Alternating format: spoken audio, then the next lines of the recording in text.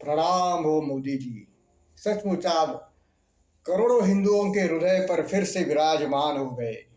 जैसे 2002 में आपके प्रति लोगों का इतना विश्वास था कि आपने आपके छायाचित्र लोगों ने अपने घर के बाहर के दरवाजे के ऊपर लगाए थे कि आप सबको विश्वास था कि ये एक व्यक्ति है कि जो देश का उद्धार कर सकता है। ये देश का उद्धारक है और यही हिंदू हृदय सम्राट है। आप सत्ता पे प्राप्त हुए, बाकी कुछ ऐसा हो गया, लेकिन आज आज आपने सचमुच सभी सीमाओं को लांघ कर दिया। जैसी कथनी वैसे करनी। कल ही आप बोले थे इसका हिसाब सब पूरा हो जाएगा, वो आज जल्दी हो गया। रात के अंधेरे में हो गया और दुश्मन जब सोया था तो हमारा हमला हो गया और 9 स्थानों पर जो इस्लामी आतंकवादियों के जो अड्डे थे वो पूरी तरह से उद्ध्वस्त हो गए। और ये एक बड़ा निर्णय सरकार ने लिया था और ये बहुत ही अच्छे तरह से उन्होंने उसका नियोजन और आयोजन किया था। और इससे वो आश्चर्यचकित रह गए क्योंकि यहाँ पे मॉक ड्रिल का आयोजन किया गया था आज के लिए, और जो हमला था वो कल रात के अंधेरे में किया गया। तो उनको पता ही नहीं चल गया कि कब यह हो गया। तो वहाँ पे बहुत अफरा तफरी मची हुई है। वैसे भी तो ये नामर्द के बच्चे हैं पाकिस्तान के, लेकिन उसको अमेरिका और चीन ने जो उसका भरण पोषण किया है और यहाँ के जो गद्दारों ने भरण पोषण किया है, इसकी वजह से वो ताकतवर है, शक्तिशाली है, ऐसा दिखाई देता है। लेकिन अभी उनकी शक्ति जो है वो पूरी तरह से पाकिस्तान का शक्तिपात हो गया है क्योंकि उनको खाने की नौबत आ गई है। तो ऐसे हालात में अब भारत को अपना जो संघर्ष है वो आगे ले जाना पड़ेगा और पाकिस्तान को पूरी तरह से तहस नहस कर देना पड़ेगा। जिसका आतंकवाद का जो बहुत कुछ जो ढांचा है वो पूरी तरह से उध्वस्त हो जाए। जैसे कि इजराइल में गाजा में घुस करके ये कार्रवाई की थी, वैसे ही भारत को पाकिस्तान को उध्वस्त कर देना चाहिए। ये अब समय की मांग है। और उसके जो समर्थक भारत में छिपे हुए हैं, 40 लाख लोग जो कश्मीर में है, उनका भी भारत सरकार को कुछ ना कुछ तो करना पड़ेगा, इलाज करना पड़ेगा।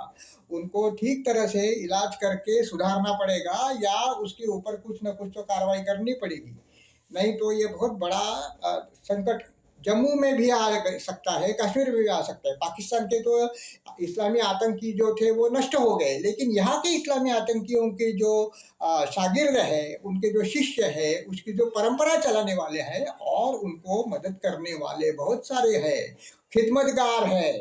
तो वो इन खिदमतगारों को ढूंढ ढूंढ के निकालना पड़ेगा और उसको उसके अड्डों को ध्वस्त कर देना पड़ेगा। और उनके हृदय में जो पाकिस्तान बचा हुआ है, इस्लामी आतंकवाद बचा हुआ है, उसको निकालना ही पड़ेगा। ये भारत सरकार को सबसे प्राथमिकता के रूप में करना पड़ेगा।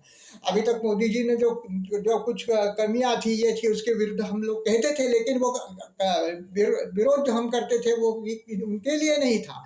हिंदुत्व के प्रति अपनी जो नैष्ठिक विचारधारा जो है उसके प्रति जो प्रतिबद्धता जो है वो मोदी जी दिखाए, ऐसी हमारी अपेक्षाएं थी। वो अपेक्षाएं पूरी नहीं होती थी तब मोदी जी के ऊपर हम प्रहार भी करते थे और बहुत सारे लोगों ने उनके ऊपर टीका टिप्पणी की है। जैसे सौगात मोदी उन्होंने किया, सबका साथ सबका विकास पूरी तरह से गलत सिद्ध हो गया।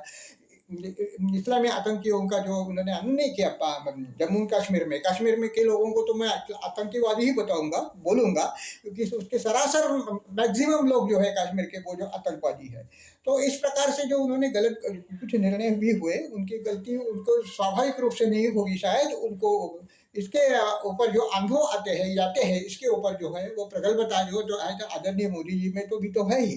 तो अभी उनको ये प्रयास करना पड़ेगा कि जो मूल भाव जो है इस्लामी आतंक का जो मूल है, विचार है, उसको उध्वस्त करना पड़ेगा।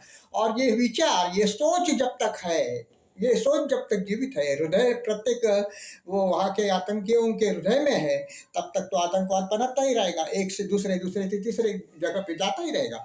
तो उसको नष्ट करना अति आवश्यक है। लेकिन ये शुभारंभ हुआ है, आदरणीय मोदी जी का फिर से हम नमन करते हैं, उनको प्रणाम करते हैं। तो प्रणाम करने जैसी ही बात आज आदरणीय मोदी जी ने कही है कि उन्होंने फिर से दिखा दिया है कि 2002 साल का जो शेर था, 2002 साल का जो हिंदू हृदय सम्राट था, वो अभी भी है और अभी भी वो दहाड़ कर अपने शत्रु को विनष्ट करके ही छोड़ेगा। ये ऐसी सभी हिंदू की मनोकामनाएं जो है वो आदरणीय मोदी जी पूरी करें, ऐसी विनम्र प्रार्थना है मोदी जी के सामने।